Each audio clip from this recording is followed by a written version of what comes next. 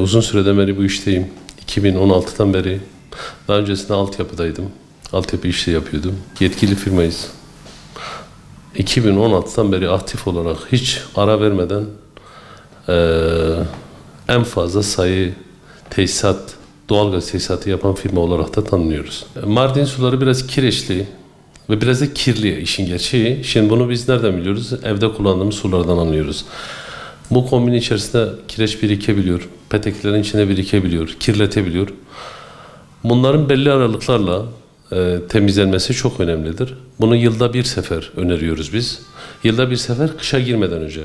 Asıl doğru olan şey şu, yani kombi bakımı ve petek temizliği özellikle.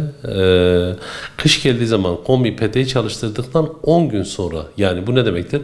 Yaz boyunca içinde bırakan, biriken tortu belli bir süre sonra kalıplaşıyor.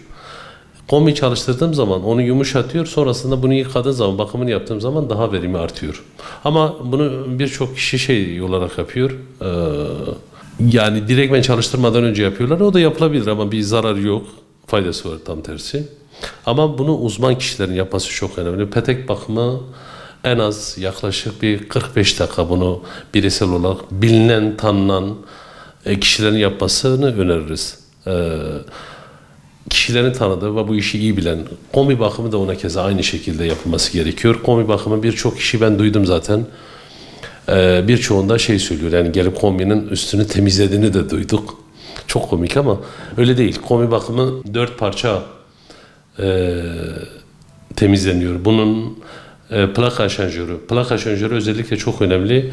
Bunu kireç çözücüsünün içerisine, yani içine yatırmamız lazım. Dedim ya, sular çok kireçli ve tıkıyor. Yazın birçok müşteri bizi arıyor, diyor ki benim sıcak suyum gelmiyor. Kombiden gelmiyor, tıkıyor. Onu kireç ve belli bir süre sonra bakımı yapılmadığı zaman o plaka şanjör yanıyor. Değişmesi gerekiyor. Bunun önüne şöyle geçilebilir. Uzman kişiler, bu işi iyi bilen kişiler yaptığı zaman onu kireç çözücüsünün içerisine yatırıyor. Kirecini çözüp temizliğini yapıyor ve belli kimyasal ilaçlarla onları temizliyor. Cehennemliği temizleniyor. Bunu hem ilaçla, spreyler var, hem ilaçlarla hem de fırçayla, tel fırçayla bunu yapıyor.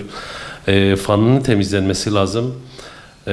Bir de 3 yani şeydir, içindeki alt kombi bağlantı setini de içini temizleyecek şekilde 4 işlemle, yaklaşık bu da ortalama 1 saat sürüyor.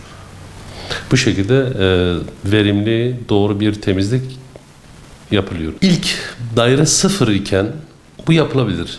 Yani ilk yeni çalıştırdığı zaman petek temizse, kombi 0'sa bunu biz hatta şeyi önermiyoruz. Yani yıkama, petek temizliğini önermiyoruz. Kombi bakımını da önermiyoruz. 0 olan peteğin içerisinde bir yağ var. O yağın daha 0 iken yıkandığı zaman, şey yaptığımız zaman zarar görüyor.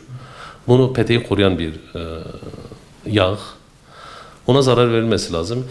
2 yıl 0 olan daireye 2 yıl temizlenmeyebilir. Ama 3. yılda kesinlikle petek temizliği ve kombiyi her yıl olacak şekilde. Bunu ya servisler bu konuda hele şey yok, ya da bildiği, tanıdığı ustalar var. Bu işi yapan aklı selim insanlar var. Bu işin hakkını veren ustalar var. Bazen bize şey geliyor, fiyatları yüksek. Evet, doğrudur. Fiyatları yüksek olabilir ama bu işin hakkı bu şekildedir. Hakkını verdiğin zaman parası ona göre veriliyor. Basit bir işlem yaparsın. Bir ustanın ortalama bir günde 10 tane petek ve kombi bakım yapması gerekirken duyuyoruz, adam günde 50 tane yapıyor. Bu ne demektir? Yani hem paranı veriyorsun hem verim alamıyorsun demektir. Aslında kombi hiçbir zaman durmuyor zaten. Yazın çalışıyor, sıcak su için gene de çalışıyor. Yani sıcak su için çalışıyor. Petek için, yani ısıtma grubu için bunu siz yapmadığınız zaman sarfiyat ilk başta şey olarak, yani sarfiyatın önüne geçmemiş oluyorsunuz. Maliyet açısından faturanızın yüksek gelmesine neden oluyor. Artı verim daha düşük olur. Dediğim gibi az önce kireç tıkayabiliyor. Hem sarfiyat fazla oluyor, hem de kireç tıkayıp ve kombinin daha fazla arıza vermesinden neden oluyor. Normalde konveksiyonel dediğimiz kombiler, yani tam yoğuşmalı, halk halkın dediği dille konuşayım. Tam yoğuşmalı kombiler yıllık bakımları yapıldığı zaman ömrü 25 yıldır.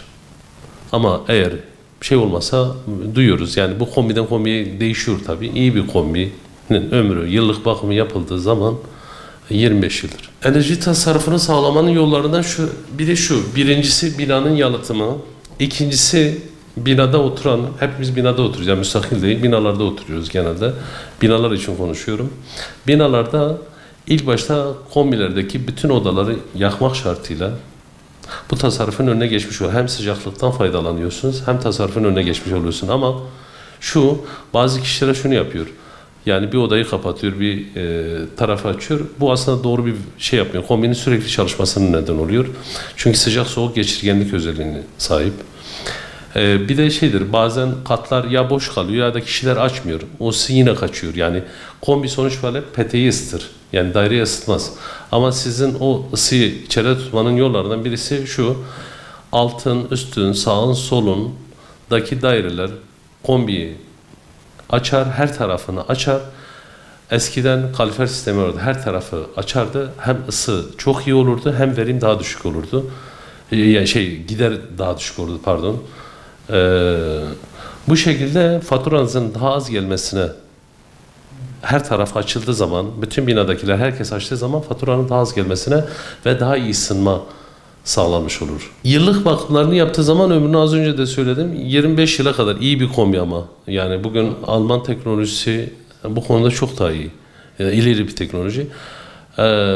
Belli markalar var Alman teknolojisinin. Onları tercih ettiğiniz zaman onların ömürleri uzun.